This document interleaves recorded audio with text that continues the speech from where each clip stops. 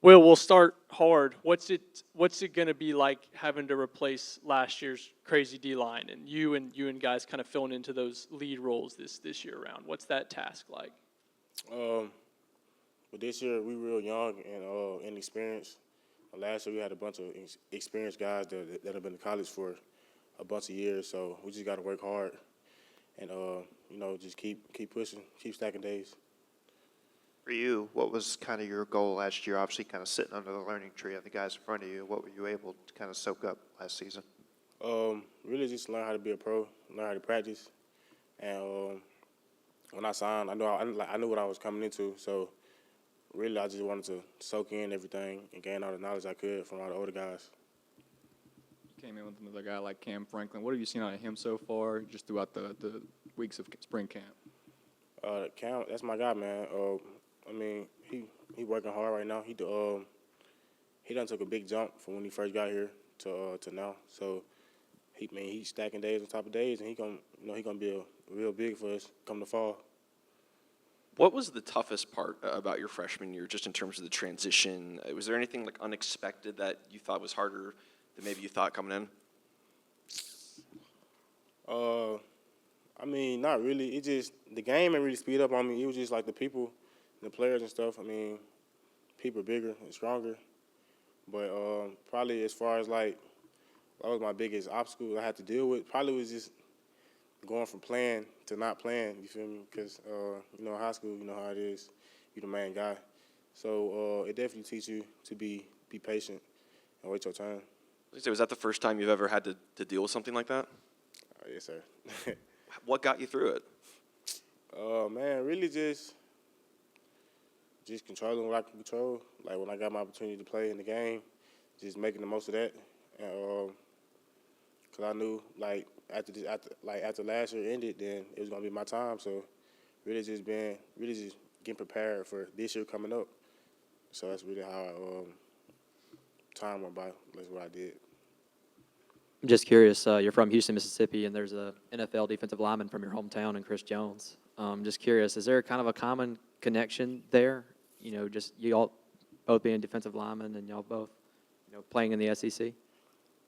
I wouldn't say a common connection, but I talked to Chris a good bit. I can text him and we can have a conversation. It was something like that, but I wouldn't say it was like a common connection. But as I know, I was an O lineman. Well, they had me as an O lineman coming out of high school, and I changed over to D line. So that was just something I wanted to do. I ain't really just do it because Chris Jones did it.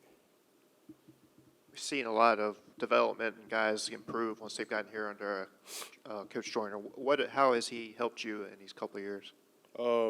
He helped me a lot with my just pass rushing and like just my fundamentals. Because once you get in this league, it ain't about like talent. Because in this league, it's talent everywhere. So once talent meets talent, that's when your hard work and technique come in to separate yourself. So he do a good job of teaching us like the technique and being real fundamental sound and a lot of stuff.